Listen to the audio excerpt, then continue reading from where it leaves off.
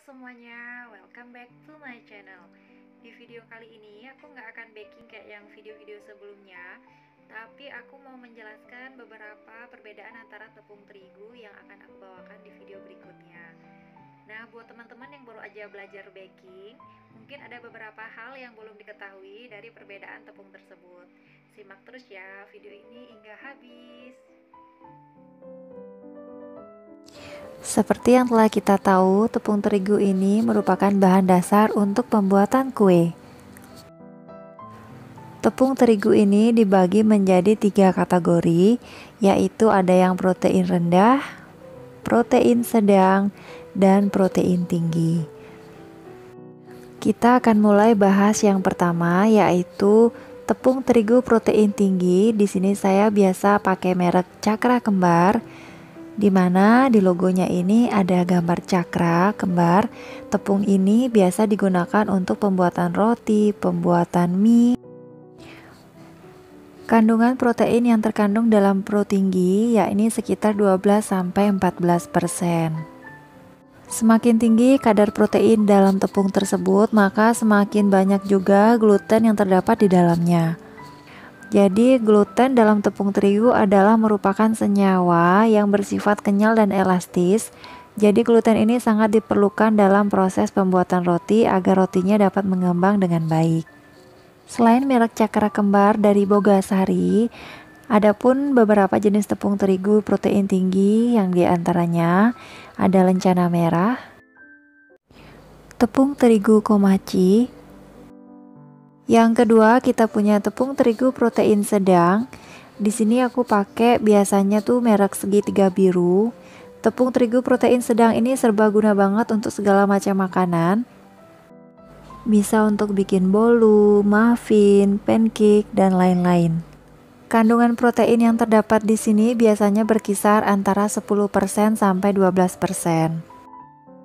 Selain merek segitiga biru, ada pun merek lain yang juga termasuk tepung terigu protein sedang, yaitu merek Kompas.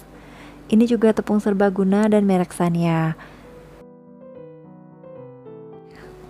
Yang nomor 3 yang akan kita bahas adalah tepung terigu protein rendah atau di sini kunci biru. Lambangnya ada lambang kunci yang berwarna biru. Ini juga merupakan produk dari Bogasari. Jenis tepung ini biasanya digunakan untuk membuat kue kering ataupun chiffon cake. Nah, untuk kandungan proteinnya dia maksimal kandungannya 11%, jadi dia itu memiliki kandungan protein yang paling rendah di antara yang lain. Selain kunci biru, ada pun yang tergolong dalam tepung terigu protein rendah yaitu merek Toko Merah yang biasa untuk pembuatan biskuit ataupun bapau. Sekarang kita akan tuang tepungnya satu persatu. Yang pertama yaitu tepung terigu protein tinggi, kemudian ada segitiga biru protein sedang, dan yang terakhir adalah kunci biru protein rendah.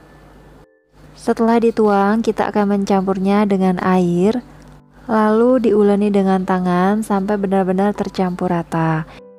Sekilas warnanya terlihat sama, tapi kalau teman-teman coba perhatikan dengan seksama, tepung terigu kunci biru atau protein rendah memiliki warna yang cukup terang, yaitu dia tuh warnanya putih banget, putih bersih. Nah, untuk tekstur di sini teksturnya agak kasar.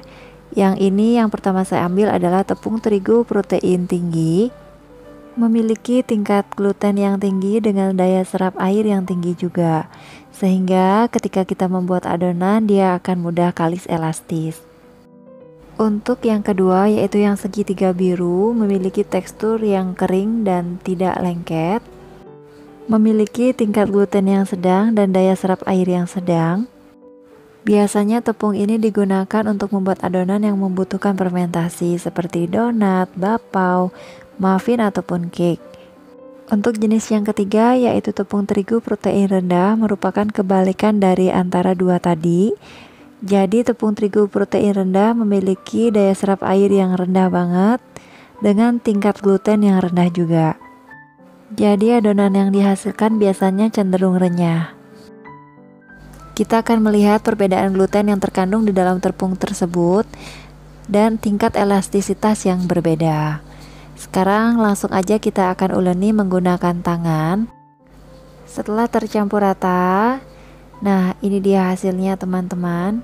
Yang pertama adalah tepung terigu cakra kembar atau protein tinggi.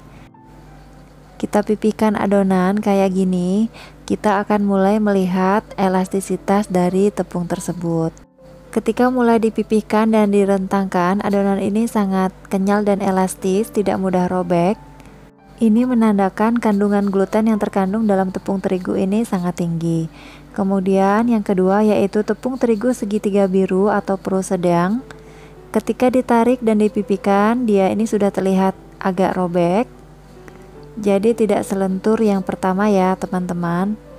Kita akan bandingkan. Adonan yang dihasilkan dari tepung terigu protein tinggi atau cakra kembar terlihat sangat elastis dan kenyal. Nah, ini adalah tepung terigu protein sedang, jadi dia itu tidak sekokoh yang pertama. Tepung ini biasanya digunakan untuk berbagai gorengan seperti tempe, pisang. Nah, ini yang terakhir yaitu kunci biru atau tepung terigu pro rendah. Bila diperhatikan teksturnya, ini tidak kenyal sama sekali karena memiliki kandungan gluten yang sangat rendah dari yang lainnya, yaitu maksimal 11%. Jadi dia itu nggak kenyal sama sekali, juga nggak elastis. Bila kita gunakan di dalam membuat makanan, tepung ini sangat cocok untuk bikin makanan yang garing. Teksturnya yang renyah sangat cocok banget untuk pembuatan biskuit, cookies, ataupun kue-kue kering lainnya. Nah, itu dia perbedaan dan kegunaan dari tepung terigu yang sering banget kita jumpai dan digunakan untuk membuat kue. Dari beberapa jenis tepung terigu mungkin akan cukup sulit untuk membedakannya. Tapi hal ini sangat penting banget buat teman-teman yang baru aja belajar baking, karena tepung terigu sangat mempengaruhi hasil kue yang kita buat. Terima kasih buat teman-teman yang udah nonton. Sampai bertemu di video berikutnya. Bye-bye.